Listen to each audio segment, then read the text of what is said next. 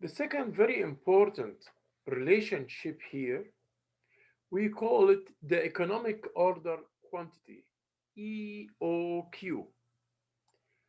The economic order quantity means the quantity of the stock which I have in my inventories, and that will reduce the total costs to the lowing to the lowest costs. It will be the lowest cost I have. I know that the costs are holding costs and acquisition costs. For any inventory, we have many kinds of costs. All together will be the total costs. The EOQ is the amount or the quantity of the stock which will make the costs in its lowest levels.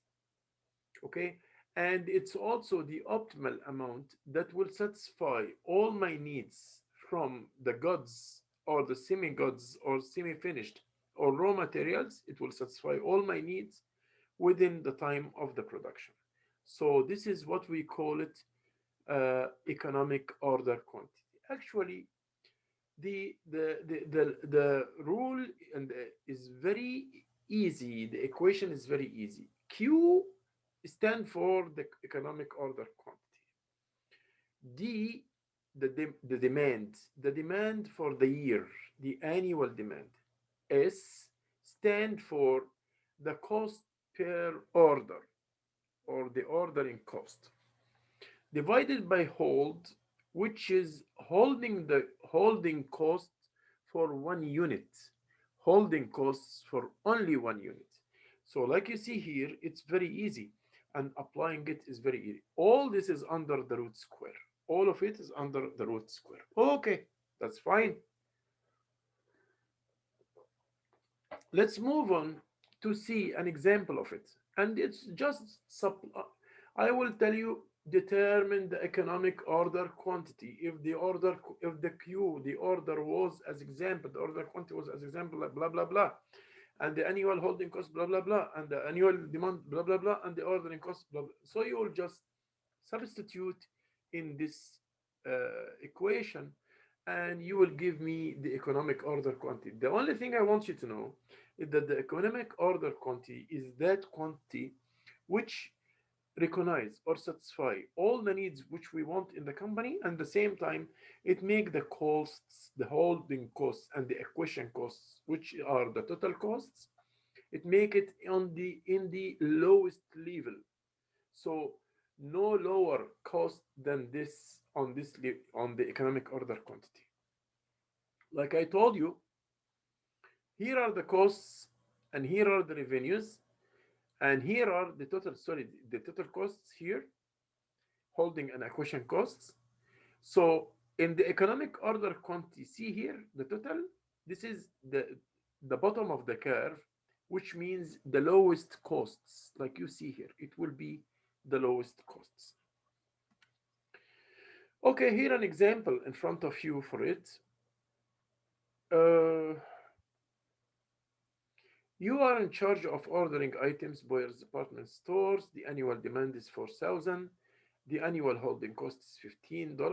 The ordering cost is $50 per order, and the ordering quantity is 1,000 fans. And we need to get your proceeds or order fans your times a year in quantity of 1,000, right? Okay. So to get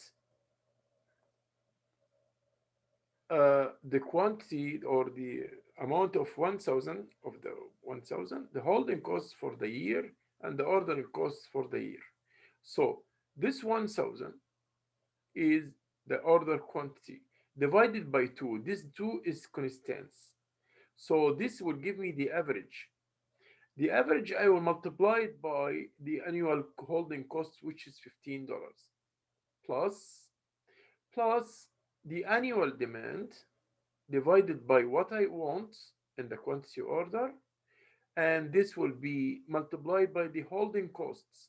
The holding costs, which is $50, or the for the ordering cost will be the $50. Like this is the ordering cost is 50. Those will give me how many orders? Okay, by applying dividing 4,000 by 1,000. So this will give me all 7,700. This is the predecessor order fans 4 times a year. If I will do it for 4 times a year. What I care about more now is how to apply to get the economic order quantity, which is, like we said, substitute directly in the equator to buy. This is the order yearly, the annual demand is 4,000. Then $50 is the costs, $50 is the ordering cost.